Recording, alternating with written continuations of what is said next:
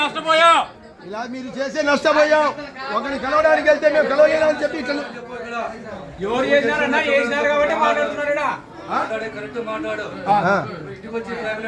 ఇప్పుడు ఫోన్ ఒకరు ఇప్పుడు జగన్మోహన్ రెడ్డిని కలుగుతామని చెప్పి వచ్చాను. సెక్యూరిటీ గారు కొద్ది బయటికి నెట్టేశారు. వెంటనే నేను జగన్మోహన్ రెడ్డిని కలవాలని చెప్పి ఎంత దూరం వచ్చాను. చూశారు కుట్టారండి.